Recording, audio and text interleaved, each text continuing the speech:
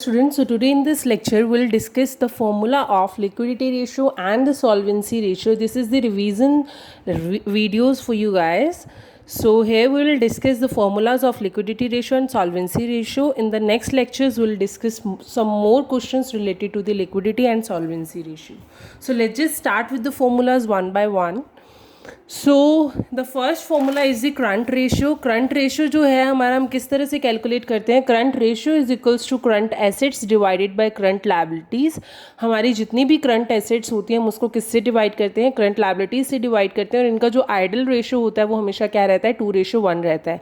ये रेशियो हम इसलिए कैलकुलेट करते हैं ताकि हम ये पता लगा सकें कि लॉन्ग टर्म लैंडर्स को जो हम पेमेंट करने वाले हैं वो कितनी जल्दी पेमेंट करने वाले हैं, और क्या वही पेमेंट हम अपनी जितनी भी एसेट्स हैं उनके अंदर से निकाल के दे सकते हैं या नहीं दे सकते. तो ये फाइंड आउट करने के लिए हम करंट रेशियो को कैलकुलेट करते हैं.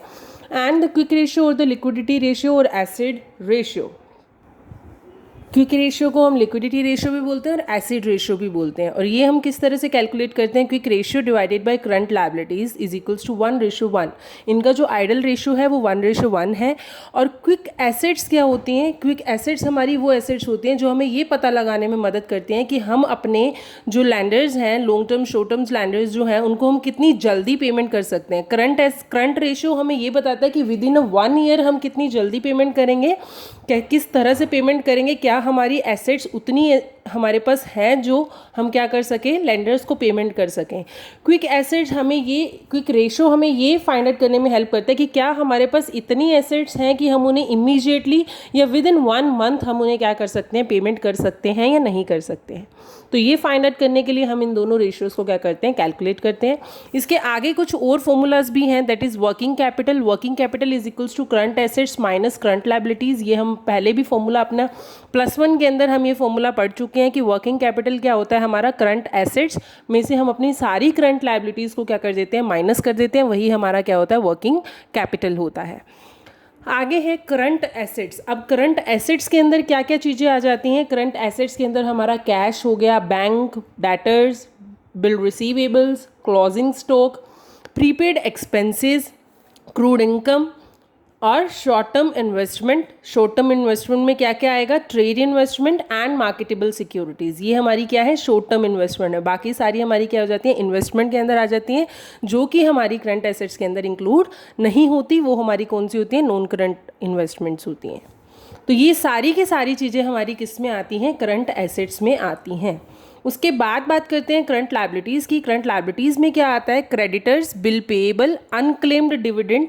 अनक्लेम्ड डिविडेंड क्या है, शेयर होल्डर्स जो क्लेम नहीं कर सकते डिविडेंड को, मतलब जो ऑलरेडी पेड है डिविडेंड, वो हमारा क्या होता है, अनक्लेम्ड डिविडेंड. प्रपोज्ड डिविडेंड मतलब कि आपने जितना पैसा, जितना अमाउंट अपने शेयर होल्डर्स को डिविडेंड के रूप में देने के लिए रख रखा है, वो होता है हमारा प्रपोज्ड डिविडेंड. कोई भी प्रोविज़न भी like provision for doubtful debts, provision, जो भी प्रोविज़न आप बना रहे हो वो सारे के सारे प्रोविजंस यहाँ पर करंट लायबिलिटीज़ में आएंगे. Bank overdraft, outstanding expenses and आपके जितने भी शॉर्ट टर्म लोन्स हैं वो सारे के सारे आपके करंट लायबिलिटीज़ के अंदर आएंगे. तो ये तो थे हमारे कि करंट एसेट्स और करंट लायबिलिटीज़ हमारी क्या क्या होती हैं. अब नाउ अगर हमें क्विक एसेट फाइंड आउट करना है तो उसका फॉर्मूला क्या होगा, quick assets is equals to current assets minus closing stock. हम करंट एसेट्स में से हमारा जितना भी क्लोजिंग स्टॉक होता है और जितनी भी प्रीपेड एक्सपेंसेस होते हैं हम उनको माइनस कर देते हैं, क्योंकि क्विक एसेट्स के अंदर हमें ये फाइंड आउट करना है कि कितनी एसेट्स हमारे पास हैं जो क्विकली चेंज हो जाएंगी विद इन 1 मंथ, जो चेंज हो जाएंगी कैश के अंदर या इमीडिएटली चेंज हो जाएंगी कैश के अंदर. तो क्लोजिंग स्टॉक और प्रीपेड एक्सपेंसेस ये ऐसी चीज़ें हैं जो कि ईजिली क्या है, नहीं कैश के अंदर कन्वर्ट होती. इसलिए हम क्या करते हैं, करंट एसेट्स में से इन दोनों चीज़ों को माइनस कर देते हैं. अब बाद में बात करते हैं कि स्टॉक का फॉर्मूला क्या है. स्टॉक को हम किस तरह से कैलकुलेट कर सकते हैं, जब हम अपने करंट एसेट्स में से अपनी क्विक एसेट्स को माइनस कर देंगे, करंट एसेट्स में से क्विक एसेट्स को माइनस कर देंगे, then will get the stock, कि कितना स्टॉक है हमारे पास. ये हमें फाइंड आउट करने में हेल्प करेगा. तो ये तो थे सारे लिक्विडिटी रेशियो से related formulas. Now will discuss the solvency ratio formulas. तो ये है हमारे सॉल्वेंसी रेशियो से रिलेटेड जितने भी फॉर्मूलाज हैं। जैसे कि अब फर्स्ट जो फॉर्मूला है that is debt equity ratio. Debt equity ratio को हम किस तरह से फाइंड आउट करते हैं, डेट और लॉन्ग टर्म लोन्स, जितने भी हमारे लॉन्ग टर्म लोन्स हैं यहाँ जितना भी हमारा डेट है डिवाइडेड बाय इक्विटी और शेयर होल्डर्स फंड, और जितनी भी हमारी इक्विटी है या शेयर होल्डर्स का फंड है वो सारा का सारा हम क्या कर देते हैं, डिवाइड कर देते हैं। डेट्स डिवाइडेड बाय इक्विटी या long term loan divided by share holder fund. इसका जो रेशियो आइडल रेशियो माना गया है वो क्या है, 2:1 माना गया है। सेकेंड जो है वो है debt to total assets. Debt to total assets के अंदर हम क्या करते थे, जितना भी हमारा डेट्स होता था उसके डिवाइडेड बाय हम क्या कर देते थे, हमारी जितनी भी टोटल एसेट्स है। अब टोटल एसेट्स हमारी current assets plus non current assets into 100, तो हम इसको क्या करते थे, परसेंटेज में कैलकुलेट करते थे। अब प्रोप्राइटर्स रेशियो को हम किस तरह से कैलकुलेट करते थे, equity divided by total assets. अब इनके अंदर देखो दोनों में ये क्या डिफरेंस है, ये तो डेट टू टोटल एसेट्स है, इसका तो आपको क्लियरली आपको डिफाइन है कि यहाँ से ही पता चल जाता है कि डेट्स को आपने क्या करना है, टोटल एसेट्स से डिवाइड करना है। प्रोप्राइटरी रेशियोज को क्या है कि आपको ये जानना होता है कि इक्विटी का टोटल एसेट्स मतलब टोटल एसेट्स का इक्विटी में कितना फंड किया गया है, इक्विटी ने कितना फंड किया है, ऑनर्स ने कितना फंड किया है टोटल एसेट्स को, इंटरनल सोर्सेज से हमारे टोटल एसेट्स कितने बने हैं, है ना। तो ये जानने के लिए हम क्या करते हैं, प्रोप्राइटरी रेशियो को हम कैलकुलेट करते हैं इनटू 100 करके।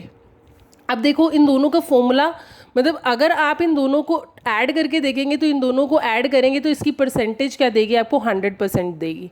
Date to total assets plus proprietary ratios percentage is equals to 100%। ठीक है, अब ये तो थे आपके फॉर्मूलाज। अब हम बात करते हैं आगे उनके फर्दर डिवाइडेशन की। डिवाइड किस तरह से किए गए, जैसे कि डेट्स को हम किस तरह से कैलकुलेट करते हैं, होल लाइबिलिटी साइड्स, जितनी भी हमारी लाइबिलिटी साइड है उसके अंदर से हम अपनी इक्विटी को माइनस कर देंगे, because equity is not our debts, तो इक्विटी को माइनस कर देंगे और हमारी जो करंट लाइबिलिटीज़ है उसको भी माइनस कर देंगे। इन दोनों को माइनस करने के बाद हमारे पास क्या आता है, डेट आता है ना। और डेट्स को हम किस तरह से कैलकुलेट करते हैं, जैसे डेट्स जो हैं वो हमारे क्या होते हैं, लॉन्ग टर्म लोन्स होते हैं। जो भी लॉन्ग टर्म लोन्स हमने बाहर से ले रखे हैं, एक्सटर्नल सोर्सेज से हमने जो लोन ले रखा है, जो कि हम क्या कर रहे हैं 12 मंथ्स के बाद जिसको हम क्या करेंगे, पे करेंगे, वो सारा का सारा हमारा क्या होता है, डेट्स होता है। अब डेट्स क्या है, debts is equals to debentures. हमारे जितने भी डिबेंचर्स हैं वो हमारे लॉन्ग टर्म मतलब कि लोन में आते हैं, plus mortgage loan, plus public की डिपॉजिट, प्लस बैंक लोन अगर आपने बैंक से लोन ले रखा है, percentage loan and any long term loan जो कि आप 12 महीनों के अंदर अंदर पे नहीं करने वाले हो, वो सारे के सारे लोन आपके क्या हो जाएंगे, डेट्स में आ जाएंगे। ठीक है, और एक और फॉर्मूला है, अगर आप क्या करते हैं, टोटल डेट्स में से सारा करंट लाइबिलिटीज़ को माइनस कर देंगे।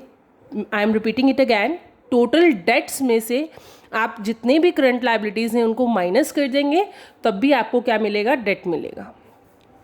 अब इक्विटी को हम किस तरह से कैलकुलेट करते हैं, इक्विटी के अंदर देखो हमारे जितने भी शेयर कैपिटल है, रिजर्व्स हैं, security premium, profit and loss और कोई भी फंड और कोई, ये सारी चीज़ों के अंदर से हमने क्या माइनस करना है, मिसलेनियस एक्सपेंडिचर्स एंड लॉस। अगर आपका कोई मिसलेनियस एक्सपेंडिचर आपको दे रखा है या आपको कोई लॉस दे रखा है तो वो आपने इनमें से माइनस करना है, उसके बाद आपको जो वैल्यू मिलेगी वो किसकी मिलेगी, इक्विटी की मिलेगी।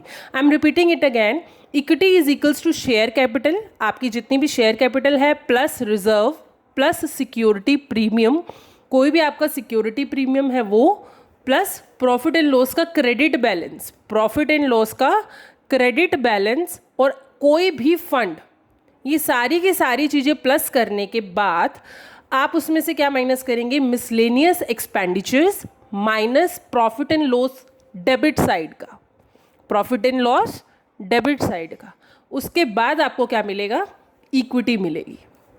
नाउ टोटल एसेट्स हम किस तरह से कैलकुलेट करेंगे, टोटल एसेट्स हमें पता है कि हमारी जितनी भी फिक्स्ड एसेट्स होंगी, जैसे कि नॉन करंट एसेट्स जो भी है हमारी लैंड एंड बिल्डिंग, गुडविल, ये सब कुछ प्लस करने के बाद और उसमें हम क्या कर देंगे, करंट एसेट्स भी प्लस कर देंगे। Fixed assets plus current assets is equals to total assets.